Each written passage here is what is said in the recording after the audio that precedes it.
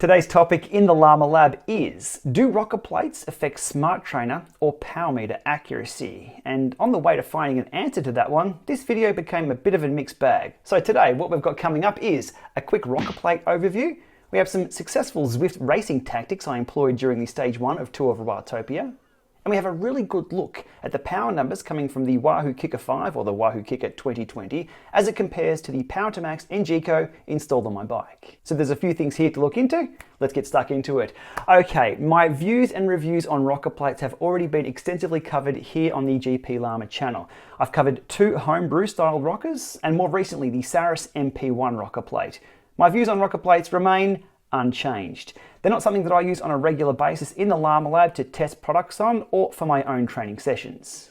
Now I appreciate some people love their rocker plates and that's cool. Anything that makes indoor cycling more comfortable or potentially more comfortable and more enjoyable, which means more time on the bike and being fitter, I'm cool with that. Now, given the moderate popularity of rocker plates for indoor cycling, there's been a few companies popping up offering pre-made solutions for those who don't want to spend a few hours at the hardware store and mucking around with plywood and tennis balls and other creative solutions. One such company, KOM Cycling. Now, KOM Cycling have no doubt seen my previous videos on rocker plates, so I was quite surprised to see them deliver one to the Lama Lab. Now, this is not going to be an extensive review of the RPV1. I'd just be covering old ground if I did that. I will, however, comment on a few things of this rocker plate. First up, it's relatively light and easy to move around for a full-length rocker plate. It's pre-assembled, so super simple to set up. It only takes a few minutes. It comes with everything, including a spirit level, a pump, and the Velcro straps to lock down your trainer. And these Velcro straps are very, very tight. I've locked down the Kickr 5 and it hasn't moved anywhere. One thing of note though was getting the, it uses balls to balance itself out. Getting the pressures right on these was a little tricky. Now with the Kickr 5 or Kickr 2020, it's offset to the left, obviously with that massive flywheel. So when I installed everything on here and used the leveling plate, that was all looking good until I sat on the bike and slowly went to the left. I needed to compensate with more air in that ball, then I was good to go. So there's a quick overview of the RPV1 from KOM Cycling. Now what I thought would be an interesting test is to see if the power numbers coming from both the smart trainer and the power meter would change when used on a rocker plate. Now with the movement of the rocker plate, the vibrations, the shaking, the whatever it is that takes place on a rocker plate, throw those out. Remembering the Kickr 5 does an auto calibration too, so would coasting while the thing was moving throw the numbers out from the Kickr 5? I thought this would be something interesting to dig into. I had my confidence in the Power2Max NGeco being a solid baseline, given it's a power meter designed for outside, for sprinting and all the other rad stuff that happens outdoors. I'm sure it wouldn't be affected by a bit of wobble indoors. Okay, so my first baseline data set is just here. Now this is the data that I recorded the other day for another video, which I'll be using as my baseline. Standard Lama Lab test using the Kickr 5 and the Power2Max NGeco on a solid footing. And if you remember the video, that was the Garmin Rally. Everything looks pretty good indoors for that. Steady state 200, 250 into the sprint. Everything looks fine. Overs and unders and a few short jams. Not a problem at all. So I can confirm the setup that I've used indoors on the rocker plate works fine, not on the rocker plate. That's our starting point. Next up was Erg Mode on a rocker plate. Now I was joined on Watopia by good mate AVP and we completed the full Lama Lab test.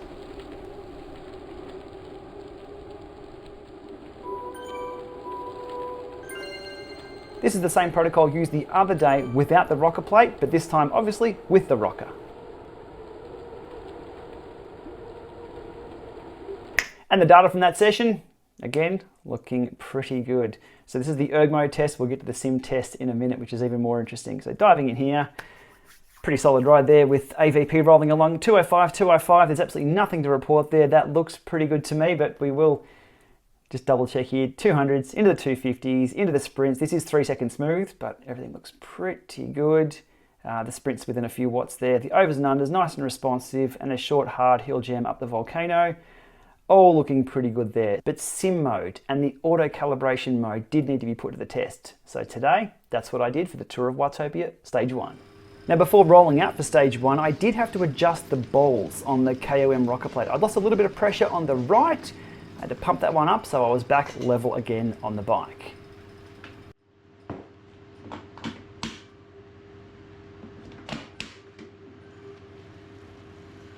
So for this test, I did set out for a medium pace ride, and I got caught up in the racing about midway into the event.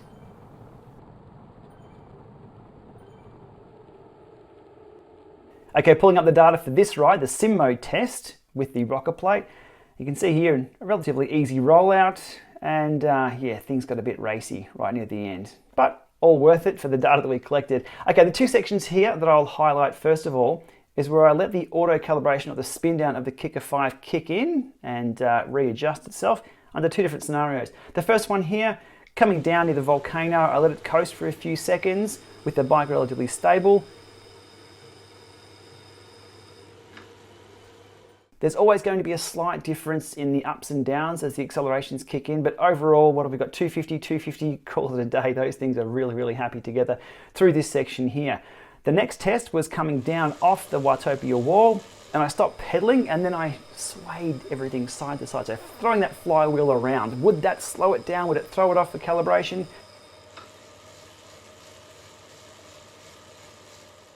The answer was no. It worked perfectly after that too. But before I conclude, the rocker plate made absolutely no difference whatsoever to the Kickr 5 and the Power2Max NGeco. Let's have a look at some race tactics that I employed today successfully during this stage one. At around 20 minutes into the ride, I was caught in a second pack here with a forward pack or a forward blob at about 3 seconds and slowly, ever so slowly, rolling away. So the two options I had was, do I sit in this bunch and hope they close, or do I attempt to close that bridge solo and maybe drag a few with me, if not the entire bunch I was with.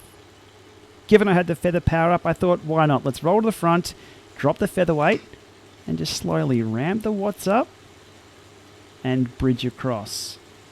No response from any of the riders that I was with, so I was solo in no person's land for a little while, hoping to get across.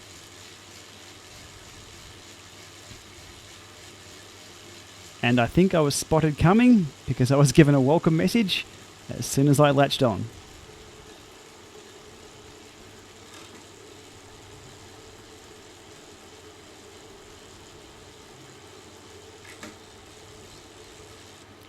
Using key number 6, I had a quick peek back and yep, it was only me, and the original group I was with hadn't come across.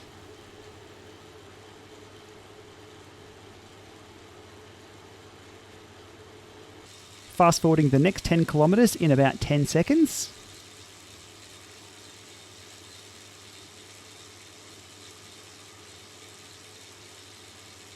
And we can now see the time gap to the group that I was in is out to 53 seconds. So definitely worth doing that small bridging effort for race position as we come in here to the finish. 3.6 Ks to go. Okay, 1K to go, and let's look at the breakdown of this bunch sprint that I managed to take the line honours with. Now I'm with a small bunch of around 16 riders and nobody nearby up the road, so it will be just a small sprint with the group of us that we have here. Now Zwift does reward a long sprint. You can go very, very long on a Zwift sprint, hold your speed, and it's really hard for people to come around. So I was waiting for that sprint to go long. We're 800 metres, we're 700 metres out now. And I'm looking very closely at those watts per kilo numbers on the right-hand side. If any of those turn orange, it's time to go. So I'm waiting. Good position here. I'm within the top 5 or 6 riders. And I've got my eye on N. Crawford, who does pack a punch in a sprint.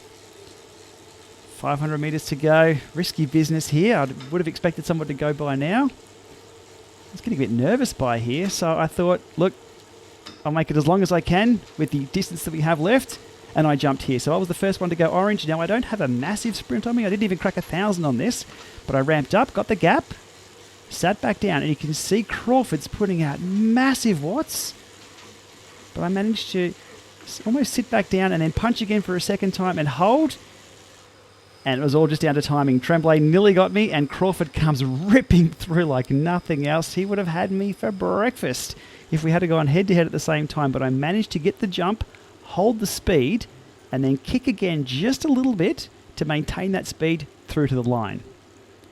So Zwift isn't about maximal power, it's about timing and holding as much power as you can. I'll jump quickly over to the Strava data to give you a visual representation about that sprint speed for Zwift. So there's the bridging effort just there, but the sprint, let's dive into that a little closer here. So as I said, we got the jump. So I got the jump in the bunch, and the speed went from 52.9 up to 56, 57 kilometers an hour, where I effectively sat back down and I was only doing 700 watts in the sprint. And then I kicked again to the line up to around only 970 watts. So not a lot, but you can see there the speed is maintained through this dip. If not, it's accelerating through there just a little bit. And maintain. It just kicked a little bit near the end. So what it was all about is ramping up the speed right here for 1, 2, 3 seconds or so before everybody else saw that number change. And I was already at 54, 55, 56, 57 kilometers an hour before people started responding and getting there themselves. Now you saw at the finish line, everyone was going a lot faster than what I was, but it was all about that timing. So in my experience, Zwift sprints are never really won with short maximal watts of under 5 seconds. For me, it's about putting out bulk watts early on to ramp up that speed and then trying to maintain those bulk watts, even having a little rest in the middle here and kicking again will usually get you some pretty good results if you can time it right. Okay, wrapping this one up for today with a summary. The KOM rocker plate, the RPV1, it's a rocker plate. The two strong points is that it's fully built and it's quite light for a full-length rocker plate too. Did it have any effect on the power numbers from the Kickr 5 or the Power2Max? No, it didn't. No advantage, no disadvantage there. And Zwift tactics, not the same as outdoors, but there's always something to learn with the system, especially when it changes with those new pack dynamics. I'm sure they were kicking in today. And finally today, I'm sure someone's going to ask it, will I put a smart bike on a rocker plate? Well, not with these guns. I might need assistance because those things are very, very heavy. I don't think it'll give the experience that we're after, but hey, I won't say no just yet. Steering on the other hand, now that will be interesting. Stay tuned for that. Thanks for watching.